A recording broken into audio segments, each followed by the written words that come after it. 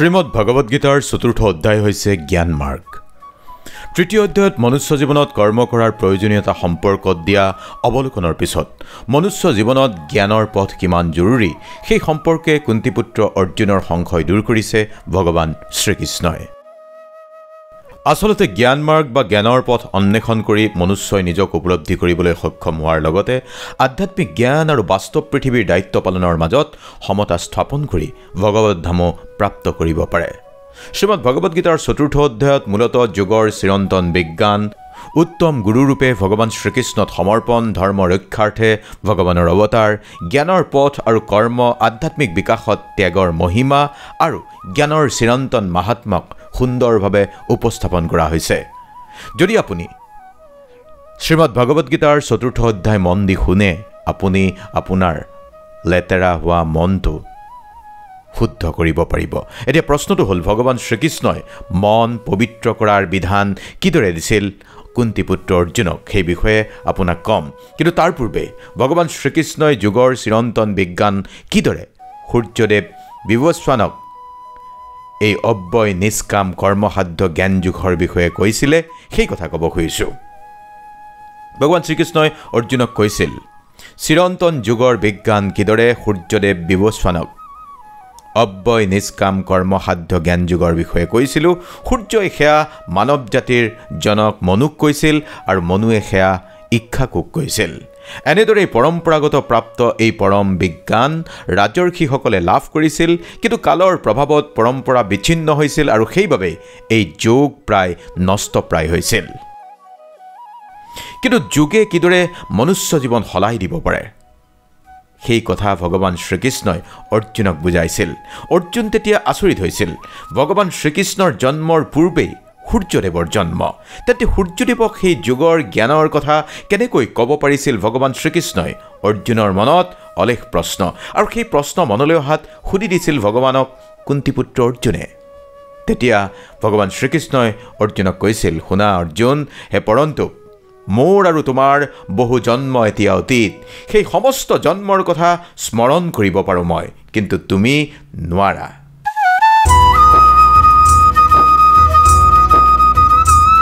যদিও বা মই জন্মৰহিত আৰু মোৰ চিন্ময় দেহ অব্যয়, তথাপিও মই সৰ্বভূতৰ ঈশ্বৰ, তথাপিও কিন্তু মোৰ অন্তৰাত্মাৰ শক্তিকে আশ্ৰয় কৰি মই মোৰ আদি চিন্ময় ৰূপত যুগে যুগে অৱতীৰ্ণ হওঁ। এইখিনি কথা শুনাৰ পিছত আপুনি হয়তো ভাবিছে, এয়া ভগৱান শ্ৰীকৃষ্ণই কি কৈছে অৰ্জুনক। ইয়াত ভগৱান শ্ৰীকৃষ্ণই যুগে যুগে কিদৰে অৱতাৰ লৈছে সেই কথা উল্লেখ কৰি অৰ্জুনক বুজাইছিল। ভগৱান শ্ৰীকৃষ্ণই অৰ্জুনৰ সন্দেহসমূহ স্পষ্ট কৰি দিছিল আৰু তেওঁৰ ঐশ্বৰিক ৰহস্য প্ৰকাশিত কৰিছিল। ভগৱানে কৈছিল, যদিও ঈশ্বৰ অজাত আৰু অনন্ত, তথাপিও ধৰ্ম প্ৰতিষ্ঠা কৰিবলৈ তেওঁ এই পৃথিৱীত যোগমায়া শক্তিৰ দ্বাৰা নামি আহে। তেওঁৰ জন্ম আৰু কাৰ্যকলাপসমূহ ঐশ্বৰিক আৰু বস্তুগত অসম্পূৰ্ণতাৰ দ্বাৰা কলংকিত হ'ব নোৱাৰে। এবাৰ এজন ভক্তই এই গোপন কথা জানিলে অতি বিশ্বাসেৰে ভক্তিৰ মাজত লিপ্ত হ'লে তেওঁ ঈশ্বৰক লাভ কৰে আৰু এই জগতত পুনৰ জন্ম নোহোৱা হয়। ইয়াৰ পিছত আপোনাক ক'ব খুজিছোঁ আপোনাৰ জ্ঞাত এই শ্লোকটো, यदा यदा हि धर्मस्य ग्लानिर्भवति भारत अद्भुत्थानम धर्मस्य तदनात्मानम सृजाम्यहम। অৰ্থাৎ, হে ভাৰত, যেতিয়াই ধৰ্মৰ অধপতন হয় আৰু অধৰ্মৰ অভ্যুত্থান হয়, তেতিয়া মই নিজকে প্ৰকাশ কৰি অৱতীৰ্ণ হওঁ। পৰিত্ৰাণায় সাধুনাম বিনাশায় চ দুষ্কৃতাম ধৰ্ম সংস্থাপনাৰ্থায় সম্ভৱামি যুগে যুগে। অৰ্থাৎ সাধুক পালন কৰিবলৈ তথা দুষ্টক দমন কৰিবলৈ আৰু ধৰ্ম স্থাপন কৰিবলৈ মই যুগে যুগে অৱতীৰ্ণ হওঁ। ভগৱানৰ প্ৰতিটো অৱতাৰেই শক্তিশালী আৰু প্ৰতিটো অৱতাৰৰ পৃথিৱী আগমনৰ উদ্দেশ্য মনুষ্যৰ কল্যাণ, অধৰ্মৰ উত্থান ৰোধ কৰি ধৰ্ম স্থাপন, শান্তক পালন, অধৰ্মিক নাশ কৰাই ভগৱানৰ অৱতাৰৰ উদ্দেশ্য। ভগৱানৰ প্ৰতিটো অৱতাৰেই শক্তিশালী, সেই কথা মনত আমি ৰাখিব লাগিব। আৰু ভগৱান শ্ৰীকৃষ্ণই অৰ্জুনক কৈছে, যেতিয়াই ধৰ্মৰ বিপৰ্যয় হয়, যেতিয়াই সাধুক পালন কৰিবলগীয়া হয়, যেতিয়াই দুষ্কৃতিকাৰীক দমন কৰিবলগীয়া হয়, তেতিয়াই ভগৱানৰ অৱতাৰ লৈ যুগে যুগে প্ৰকাশিত হৈ আহিছে। গতিকে ভগৱান শ্ৰীকৃষ্ণ অৰ্জুনক আৰু কৈছে, হে অৰ্জুন, যিয়ে মোৰ সকলো দিব্য জন্ম আৰু কৰ্ম যথাযথভাৱে জানে, তেওঁ নিজৰ দেহ ত্যাগ কৰাৰ পিছত পুনৰাই জন্মগ্ৰহণ কৰিবলগীয়া নহয়। তেওঁ মোৰ নিত্যধাম লাভ কৰে। আসক্তি, ভয়, ক্ৰোধ আৰু ভয়ৰ পৰা মুক্ত হয় সম্পূৰ্ণৰূপে মোৰ মাজত নিমগ্ন হৈ একান্তভাৱে মোৰ আশ্ৰিত হৈ পূৰ্বে বহু ব্যক্তি মোৰ জ্ঞান লাভ কৰি পবিত্ৰ হৈছে আৰু এনেদৰেই তেওঁলোকে মোৰ প্ৰীতি লাভ কৰিছে। এতিয়া প্ৰশ্নটো হ'ল, আসক্তি, ভয়, ক্ৰোধ এই সকলোবোৰ মুক্ত হোৱাৰ পথ কিদৰে আছে সেয়া ভগৱান শ্ৰীকৃষ্ণই অৰ্জুনক বুজাইছে। মনটো কেনেকৈ শুদ্ধ হয়, মোহ, ভয় আৰু খং ত্যাগ কৰি ঈশ্বৰত মনক কেনেদৰে স্থাপন কৰিব পাৰি। আচলতে আসক্তি হৈছে ভয় আৰু খং দুয়োটাৰে কাৰণ। আমাৰ মোহৰ বস্তুটো যেতিয়া আমাৰ পৰা আঁতৰাই নিয়া হ'ব বুলি আমি ভাবোঁ, আশংকা কৰোঁ, তেতিয়াই মনত ভয়ৰ উদ্ৰেক হয় আৰু আমাৰ মোহৰ বস্তু লাভ কৰাত বাধা যেতিয়া আহে তেতিয়া আমাৰ ক্ৰোধ বা খঙৰ সৃষ্টি হয়। এইদৰে মোহটোৱে হৈছে আমাৰ মনুষ্যৰ মনটো লেতেৰা হোৱাৰ মূল কাৰণ। আপুনি যেতিয়া কিবা এটা বস্তুলৈ মোহ কৰিব, যেতিয়া নাপাব, তেতিয়া আপোনাৰ মনত উদ্বেগ, মনত আশংকা আৰু সেই নোপোৱাৰ যিটো অনুভূতি, সেই অনুভূতিয়ে আপোনাৰ মনোজগতত ক্ৰোধৰ ভাৱ আনিব আৰু ক্ৰোধ যেতিয়া মনত আহিব তেতিয়া আপুনি আপোনাৰ মনটো লেতেৰা হৈ পৰিব।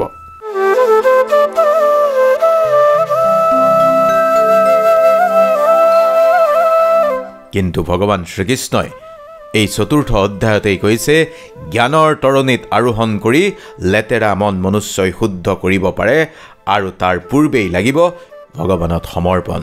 ভগৱানে সেইকাৰণেই কৈছে, যিয়ে যিদৰে মোৰ প্ৰতি আত্মসমৰ্পণ কৰে মই তেনেদৰেই তেওঁলোকক পুৰস্কৃত কৰোঁ, সিমানেই সহযোগ দিওঁ। সাধকৰ শ্ৰদ্ধাই কৃপা হৈ তেওঁ পায়। হে পাৰ্থ, এই ৰহস্যক জানি জ্ঞানীজনে সম্পূৰ্ণভাৱে মোৰ পথ অনুসৰণ কৰে। যিদৰে মই চলোঁ, যি মোৰ প্ৰিয় তেনেকৈ আচৰণ কৰে, যেনেকৈ মই কৰাব বিচাৰোঁ তেনেকৈয়ে কৰে। এই জগতৰ মানুহবোৰে সকাম কৰ্মৰ সিদ্ধি কামনা কৰে আৰু সেয়েহে তেওঁলোকে বিভিন্ন দেৱ দেৱীৰ উপাসনা কৰে। সকাম কৰ্মৰ ফল অৱশ্যই অতি ক্ষিপ্ৰতৰ হয়।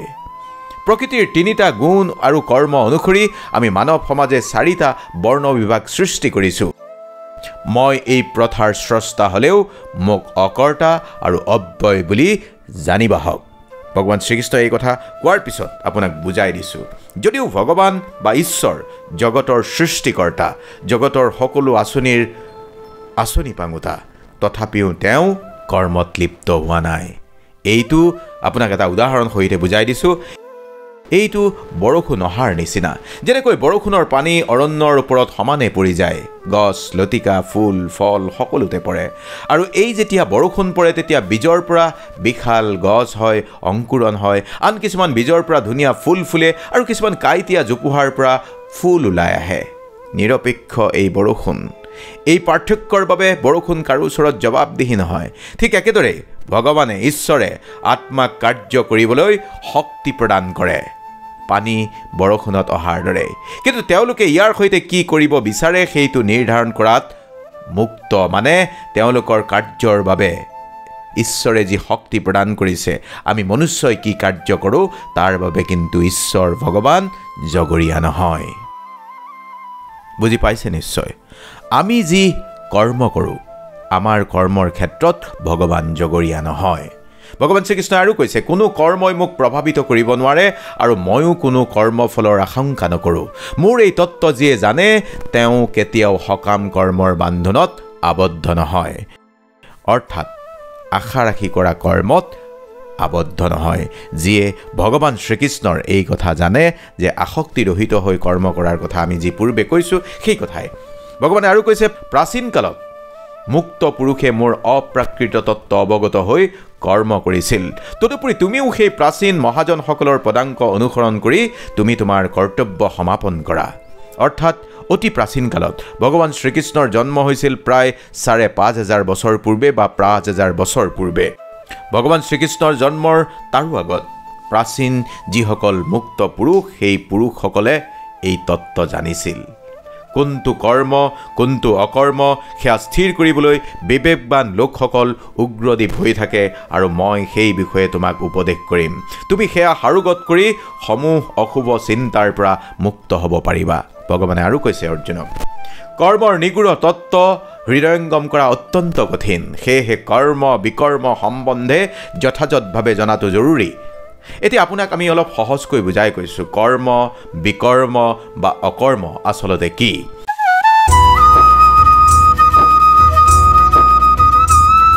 ভগৱান শ্ৰীকৃষ্ণই কামক তিনিটা ভাগত ভাগ কৰিছে। কৰ্ম অৰ্থাৎ যি কাম আমি কৰোঁ, নিষিদ্ধ কাৰ্য মানে বিকৰ্ম, আৰু অকৰ্ম যিটো নিৰলসভাৱে উদাসীনভাৱে কৰা কৰ্ম বা নিষ্ক্ৰিয়ভাৱে কৰা কৰ্ম। আচলতে ইন্দ্ৰিয় নিয়ন্ত্ৰণ আৰু মন শুদ্ধ কৰাৰ বাবে শাস্ত্ৰই পৰামৰ্শ দিয়াটোৱে শুভ কাৰ্য, যিটোক আমি কৰ্ম বুলি কওঁ। বিকৰ্ম হৈছে শাস্ত্ৰই নিষিদ্ধ কৰা অশুভ কাৰ্য, যিটো সমাজৰ বাবে ক্ষতিকাৰক আৰু যাৰ ফলত আত্মাৰ অৱক্ষয় হয়। আৰু অকৰ্ম যিবোৰ কাৰ্য ফলাফলৰ প্ৰতি মোহ নোহোৱাকৈ সম্পন্ন কৰা হয় কেৱল ঈশ্বৰৰ আনন্দৰ বাবে, তেওঁলোকৰ কোনো কৰ্মক লৈ প্ৰতিক্ৰিয়া নাই আৰু তেওঁলোকে এই কৰ্মত আত্মাকো জড়িত নকৰে। যদি আপুনি বুজা নাই তথাপিতো আপোনাক স্পষ্টকৈ কৈছোঁ, কিছুমান কাৰ্য আমি ভগৱানৰ প্ৰীতিৰ বাবে সম্পাদন কৰিবলগীয়া হয় আৰু সেই কৰ্মই হৈছে অকৰ্ম। ভগৱানৰ সাধনা আপুনি মই নিৰলস কৰোঁ। তাৰপিছত ভগৱান শ্ৰীকৃষ্ণই আৰু কৈছে, যি পুৰুষে কৰ্মত অকৰ্ম দেখে আৰু অকৰ্মত কৰ্ম দেখে তেৱেই বুদ্ধিমান মানুহ। সৰ্বপ্ৰকাৰ কামত লিপ্ত থকা স্বত্তেও তেওঁ চিন্ময় স্তৰত অধিষ্ঠিত। যাৰ সমস্ত কৰ্ম প্ৰচেষ্টা কাম সংকল্প ৰহিত, তেওঁ পূৰ্ণ জ্ঞানেৰে প্ৰতিষ্ঠিত। জ্ঞানীজনে কয় তেওঁ সমূহ কৰ্মৰ প্ৰতিক্ৰিয়া পৰিশুদ্ধ জ্ঞানাগ্নিৰ দ্বাৰা দগ্ধ হৈছে। যিজনে কৰ্মফলৰ আসক্তি সম্পূৰ্ণৰূপে ত্যাগ কৰি সৰ্বদা তৃপ্ত আৰু কোনো আশ্ৰয়ৰ অপেক্ষা নকৰে, তেওঁ সৰ্বপ্ৰকাৰ কৰ্মত যুক্ত থকা স্বত্তেও কৰ্মফলৰ আশাত একোৱেই নকৰে। অৰ্থাৎ মনুষ্য হিচাপে আপুনি আপোনাৰ কৰ্ম কৰিবই লাগিব। মনুষ্য হিচাপে যেতিয়া আপুনি আপোনাৰ কৰ্ম আপোনাৰ দায়িত্ব হিচাপে আপোনাৰ কৰ্তব্য হিচাপে পালন কৰিব, তেতিয়া সেই কৰ্মত প্ৰাপ্তিৰ আশা নাথাকে, অৰ্থাৎ কৰ্মফলৰ আশা নাথাকে। তেনেকৈ যেতিয়া কৰ্ম কৰা যায়, সেই কৰ্ম বুদ্ধিমান মানুহৰ কৰ্ম হৈ পৰে বুলি ভগৱান শ্ৰীকৃষ্ণই বুজাইছে অৰ্জুনক। তাৰপিছত ভগৱান শ্ৰীকৃষ্ণই আৰু কৈছে, এই প্ৰকাৰৰ জ্ঞানী ব্যক্তিসকলে মন আৰু বুদ্ধিক সম্পূৰ্ণভাৱে সংযত কৰি, মনত ৰাখিব দেই, মন আৰু বুদ্ধিক সম্পূৰ্ণভাৱে সংযত কৰি কাৰ্য সিদ্ধি কৰে। তেওঁ প্ৰভুত্বৰ প্ৰবৃত্তি পৰিত্যাগ কৰি কেৱল জীৱন ধাৰণৰ বাবে কাম কৰে। এনেদৰে কাম কৰাৰ ফলত কোনো ধৰণৰ পাপে তেওঁক স্পৰ্শ কৰিব নোৱাৰে। অৰ্থাৎ যিসকল এই ধৰাৰ জ্ঞানী ব্যক্তি, তেওঁলোকে মনটোক সংযত কৰে, ইন্দ্ৰিয়সমূহক সংযত কৰে বা নিয়ন্ত্ৰণ কৰে, আৰু বুদ্ধি সম্পূৰ্ণভাৱে সংযত কৰে। অৰ্থাৎ আপুনি ক'ৰবাত বুদ্ধি খটুৱালে শ্বৰ্টকাট বিচাৰি পাব পাৰে, কিন্তু বুদ্ধি তেওঁলোকে শ্বৰ্টকাট বিচাৰি নখটুৱায়। তেওঁলোকে কৰ্ম কৰে আৰু কৰ্ম কৰিয়ে আগুৱা যায়। কৰ্মটো জীৱন ধাৰণৰ এটা অংশ বিশেষ হিচাপে গণ্য কৰে। প্ৰাপ্তিৰ আনন্দও চূড়ান্ত নহয়, অপ্ৰাপ্তিৰ বেদনাও তেওঁলোকৰ নাথাকে। অৰ্থাৎ যিজনাই অনায়াসে যি লাভ কৰে সেইখিনিতেই সন্তুষ্ট থাকে, তেওঁ সুখ দুখ ক্ৰোধ দ্বন্দ্বৰ দ্বাৰা বশীভূত নহয়। আৰু যিজনে কাৰ্যৰ সাফল্য আৰু অসাফল্যতহে বিচলিত থাকে, তেওঁ কৰ্ম সম্পাদন কৰিলেও কৰ্মফলৰ দ্বাৰা কেতিয়াও আবদ্ধ নহয়।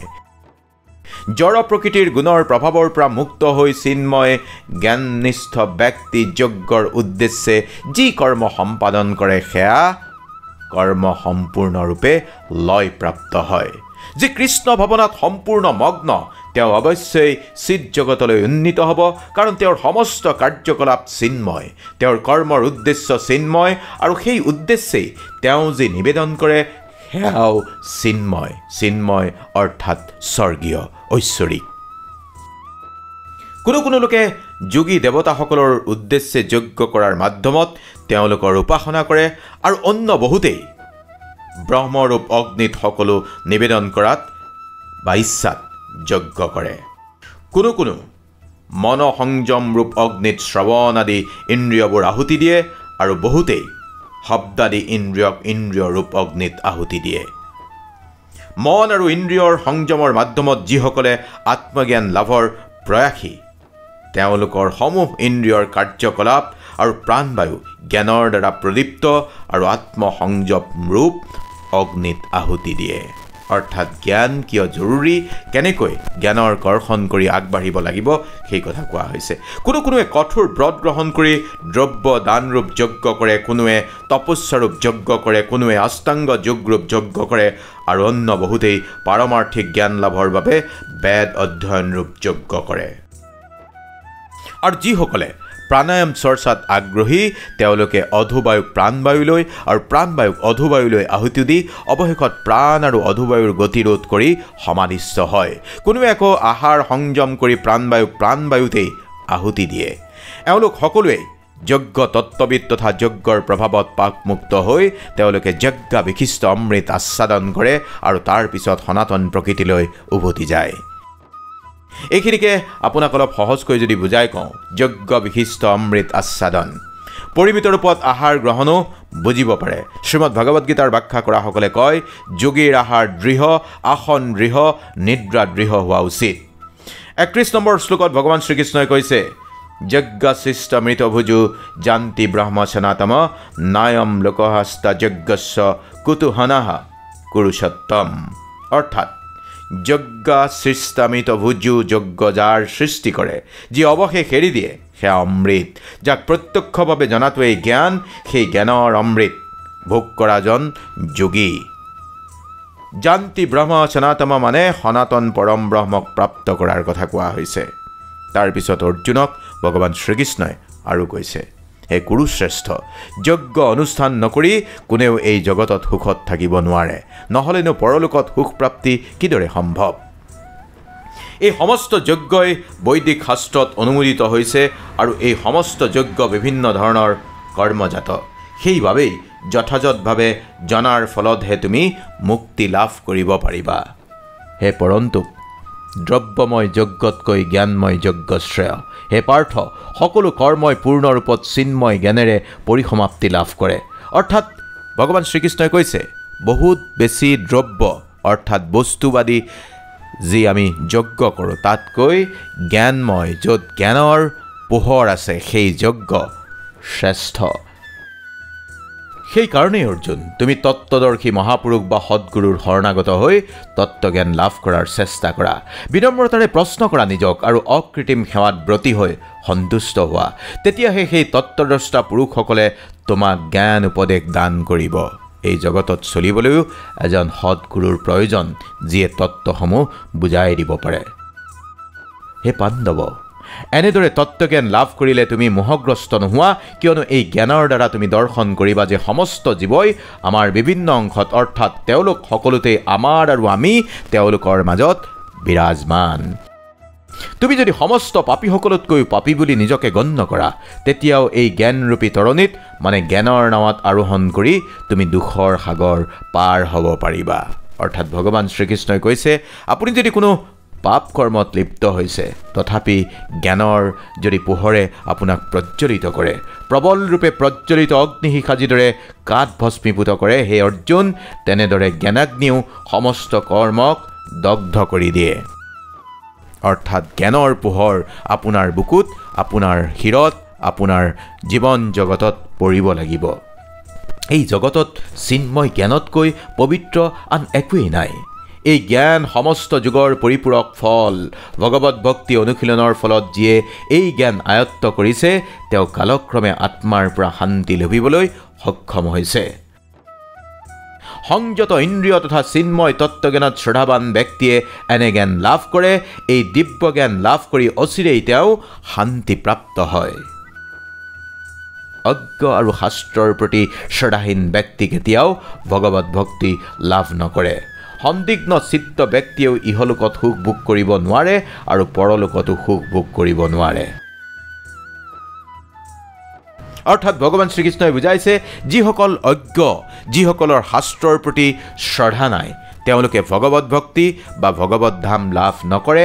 আৰু যিসকলৰ মন সন্দেহবাদী, তেওঁলোকে এই পৃথিৱীতো সুখ নাপায় আৰু পৰৱৰ্তী পৃথিৱী বা পৰলোকতো, পৰৱৰ্তী জনমতো সুখ ভোগ কৰিব নোৱাৰে। তাৰোপৰি হে ভাৰত, হে ধনঞ্জয়, যিয়ে নিষ্কাম কৰ্মযোগৰ দ্বাৰা কৰ্মত্যাগ কৰে, জ্ঞানৰ দ্বাৰা সংশয় নাশ কৰে আৰু আত্মা আৰু চিন্ময় স্বৰূপ অৱগত কৰে, তেওঁক কোনো কৰ্মই আবদ্ধ কৰি ৰাখিব নোৱাৰে। তাৰোপৰি হে ভাৰত, তোমাৰ হৃদয়ত যি অজ্ঞান প্ৰসূত সংশয়ৰ উদয় হৈছে, সেয়া জ্ঞানৰূপী খৰ্গৰ দ্বাৰা ছিন্ন কৰা। যুগৰ আশ্ৰয় লৈ যুদ্ধ কৰাৰ মানসেৰে থিয় হোৱা।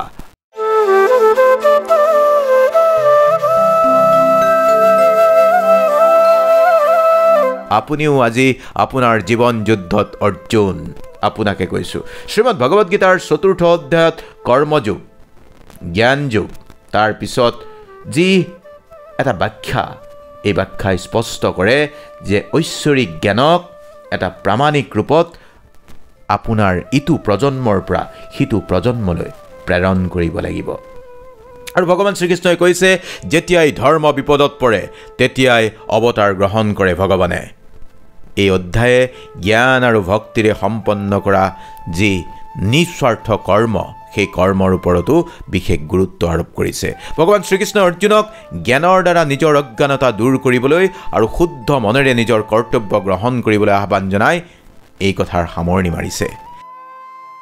4ৰ্থ অধ্যায়ে আধ্যাত্মিক জ্ঞানক সাংসাৰিক দায়িত্বৰ সৈতে ভাৰসাম্য ৰক্ষা কৰিব বিচৰাসকলৰ বাবে এক পথ প্ৰদৰ্শক হিচাপে কাম কৰে।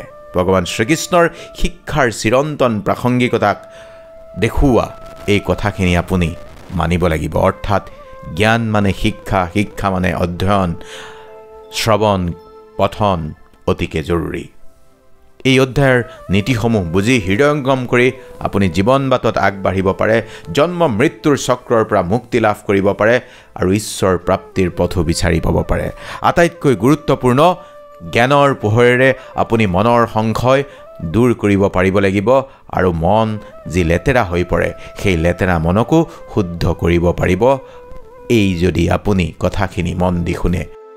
ভগৱান শ্ৰীকৃষ্ণই কৈছে, আপোনাৰ মন শুদ্ধ কৰিবলৈ হ'লে ভগৱানত সমৰ্পণ লাগিব, প্ৰকৃত সমৰ্পণ লাগিব, নিস্বাৰ্থভাৱে আপুনি কৰ্মত লিপ্ত হ'ব লাগিব। বাকী ভালে থাকিব। ওম কৃষ্ণায় বাসুদেৱায় নমঃ।